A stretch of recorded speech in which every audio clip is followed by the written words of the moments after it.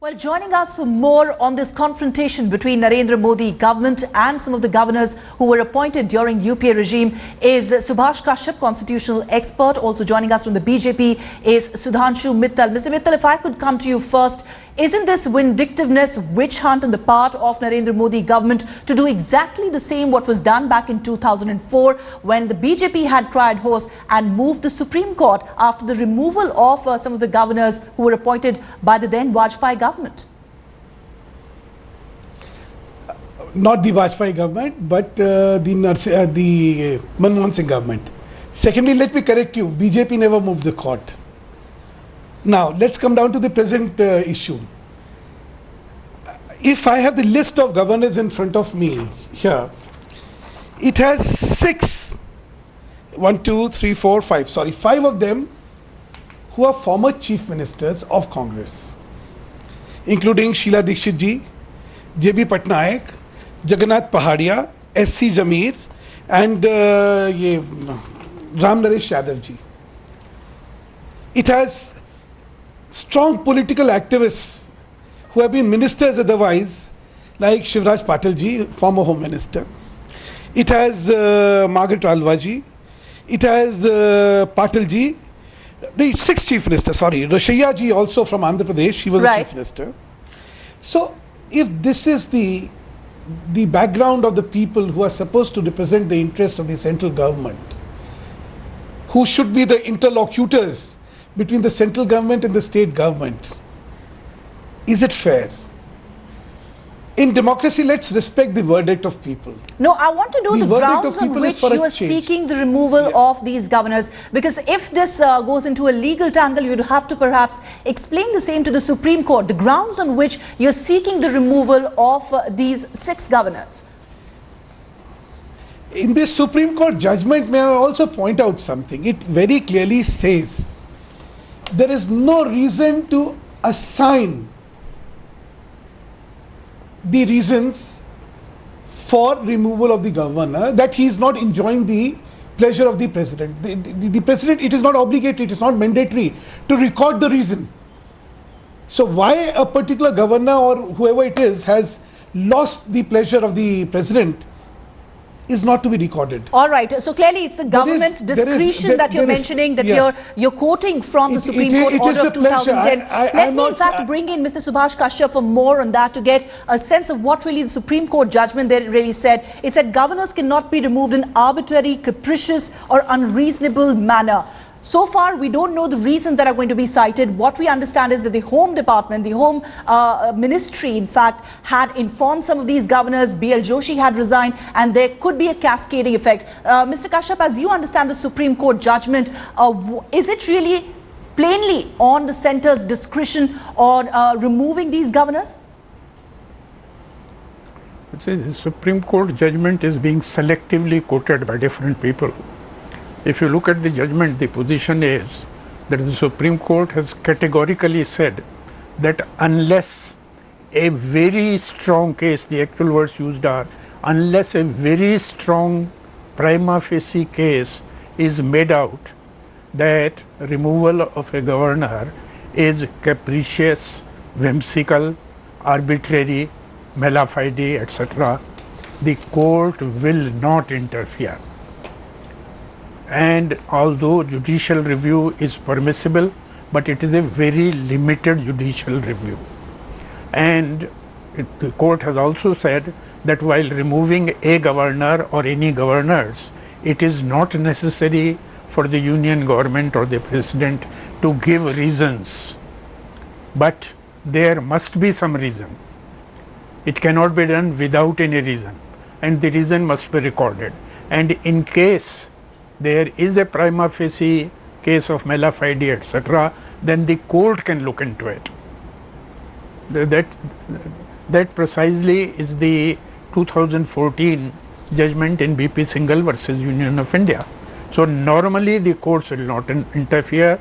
Normally Article 156, which says that governors hold office during the pleasure of the president, that holds, which means that the governors who are appointed by the union government have to go when the union government wants them to go.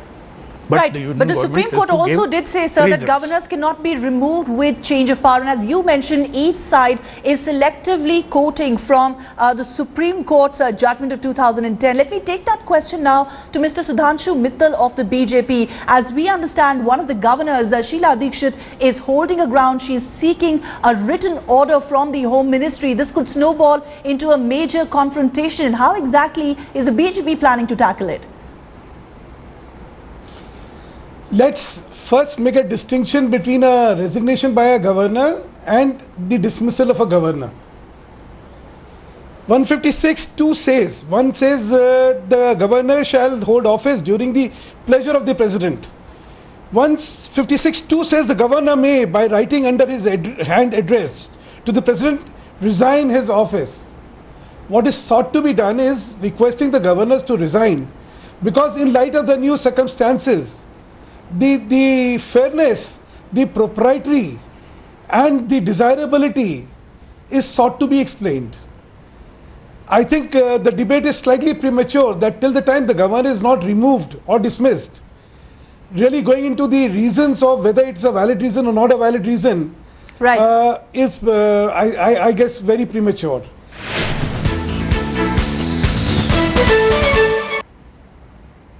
Well, Headlines today is now learning that the Modi government has lined up several names who could replace the governors that were appointed during the UPA regime. Probables who could become governors include Kalyan Singh of the BJP, who's also been Chief Minister from Uttar Pradesh, Balram Das Tandon, CP Thakur, Kailash Joshi, Kesri Nath Tripathi and VK Malhotra. Well, these are some of the names that are doing the rounds. Let's get more information from Deepak Sharma, who's joining us on the phone line. Deepak, what more can you tell us? And these are the probables, Rustika, which, the brainstorming session is going on, and Rajnath would be forwarding this list after consultations with the BJP top brass, and the final stamp will be obviously of Narendra Modi. Now, most of the leaders are from Uttar Pradesh, like Kesri Nath Tripathi, who was the former Speaker of Uttar Pradesh. Then former Chief Minister Kalyan Singh is also there. Lalji Tandon, aide of Atal Bihari Vajpayee, he's not in the list. Earlier he was, but right now he's not in the list. One thing more, finally, one more names are also doing round, and that would be of Yashwant Sinha, but that's not final. All right. Have revealed. All right, Deepak, thanks for getting us the list of probable governors which are being prepared right now in the BJP office. Mr. Mittal, I'd like to bring you in here. You questioned, you in fact quoted from the Supreme Court judgment, but clearly this is a constitutional post and the appointments are clearly political in nature, even as we're seeing a regime change. That's why I think the larger debate, what we should be addressing today is there a justification on part of, say, a Sheila Dikshit ji to continue to be the governor? Just before the elections, the results are announced, she's sworn in as a governor, knowing very well the fate. Such, I would say, such undesirable methodologies have been adopted for political ends. Is this right? Is this justifiable?